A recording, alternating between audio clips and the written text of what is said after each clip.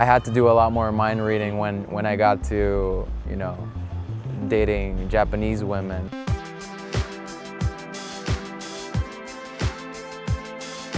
I'm Joey Lira. I'm from Brazil. I'm a musician and I've been in Japan a little over 2 years now. One thing that surprised me in Japan was how little Wi-Fi they actually have available in public spaces. You really got to search for it, and I really came out here the first time kind of really expecting that, you get the idea that Japan, there's robots everywhere and there's so much technology available like in every corner that there's internet, Wi-Fi, and the oxygen that you breathe. And it really wasn't at all like that. I would go into so many restaurants trying to get Wi-Fi connection and they tell me that there was no access. So it was a lot more difficult and unbelievable than my image before I actually got here, even compared to my own country. So yeah. In Brazil, most shops that you go to, like any restaurant, they'll have like a little sign on the wall giving you the password for the Wi-Fi, or just free Wi-Fi connection like almost anywhere. So that was surprisingly shocking, together with the fax. I don't know if you guys are aware, but they still use the fax in Japan. What I like about Japan is how seriously they take their society, their values, and they apply that to their everyday lives and to everything that they do, either it be just the pavement on the street or the way they organize things on a supermarket. They provide service that's actually very inspiring, just like how much they love their own country, to the point that they'll really put in the time to make everything the best they can. So that's something I really appreciate. I think it's what makes Japan what it is. So yeah. It's great that they found a way to label and to put it into a package and kind of like, okay, so for this is how we should greet, this is how we should do this, and this. The only problem is that because we're not machines, every now and then a customer is going to have an individual need or something that they're going to need that's maybe outside of that spec. And when it comes to those little things, they will not make like the smallest exceptions. Maybe it's not even something that really compromises the integrity or the quality of the service that they're providing, but it's actually going to really make the customer's life better. And it's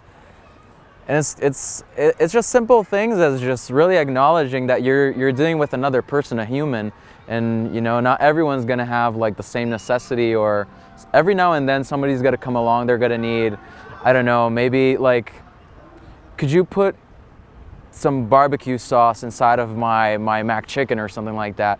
Like maybe in America it's something so simple, or like they could easily arrange that actually. So in Japan that's something they just wouldn't do because that's not how things are done. So there's that sense to like, until which extent like is it worth taking certain rules or certain these patterns of doing things. So those are the moments where I think that like Japanese service is great, but it's still very unhuman to a point. It's just very mechanic when you kind of like bring it down to, when you strip it to the bone. You're not at home, so behave as a guest.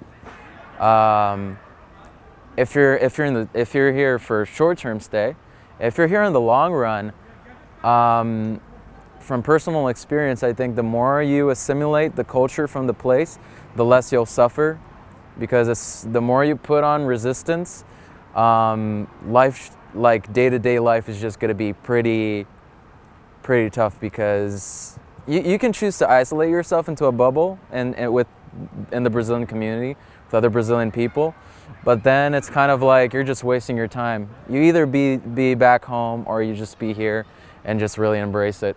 Here it comes. Hey, oh. Yeah, so about soccer, actually, in Brazil, they take it so seriously compared to Japan. I mean, like, you can see, like, people are just, like, so chill and just actually enjoying the match, boys and girls. And, I mean, you will not mix like that in most games in Brazil.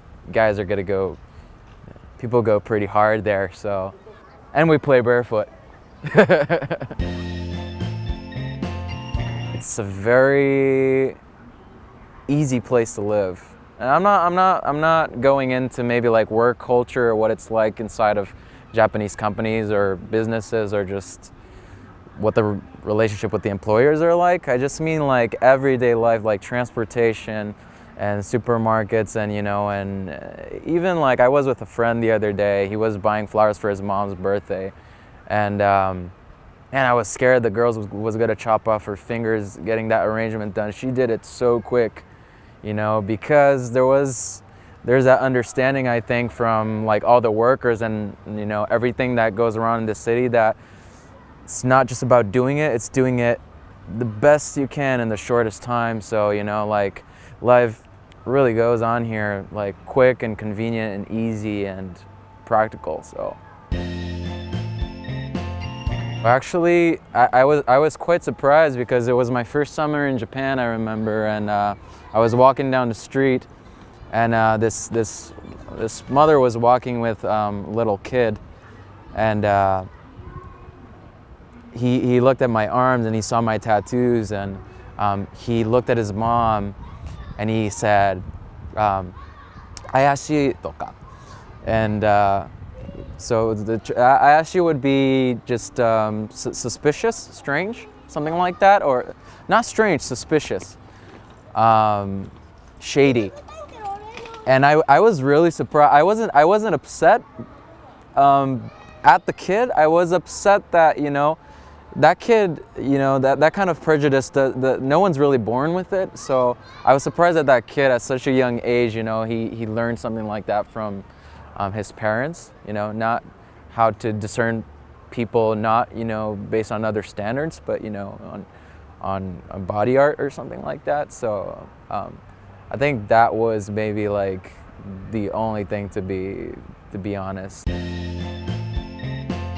Women in general, you got to do some mind reading, I think.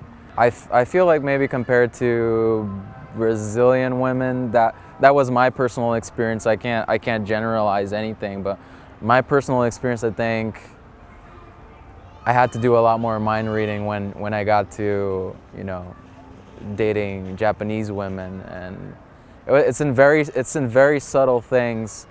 It takes a while till you start understanding, what she means when she doesn't say that, or when she just her body language or stuff like that. So I moved to a new place. So there's this culture of, introducing yourself to the neighbors around when you move to a new place here. Some people came up to my house and they wanted to know my name, know where I was from. And once we got to know each other, they invited me to this workshop that was gonna happen. This shoemaker, and he was a big deal. And he studied in London, and it was gonna be about design. And I'm all in for art, so I was like, wow, this is gonna happen here in my town, because I live in a pretty, peaceful, quiet place. So, this is gonna happen in my town. And they're like, yeah, it's gonna be this awesome workshop, and and he's gonna talk about his experiences as a shoe designer in London, and he's here, and it's for free, and we're inviting you to go with us. So we'd really love if you could come along. I'm like, yeah, I'm all in for it. But they started taking me out to the main hall where the presentation was gonna happen, and I've never quite seen establishment like that before, but they were kind to invite me, so I was all in for the adventure, for the experience. And when I got there, there was this big statue of Buddha, and these chairs, and very much set out as like a Buddhist kind of cult service. And from then I kind of like knew what I was into, or I thought I knew, except for the moment where they started playing Beatles and Celine Dion. And that was very confusing. For a moment there, I thought I was dreaming or something, but it really happened. I went to a Buddhist cult service, and they played My Heart Will Go On and Let It Be by the Beatles. So I just wanted to thank you guys. I play in a band called Inverses, and I'm part of Lifehouse Tokyo. You should look that up also on Google, and see you guys around. Bye-bye.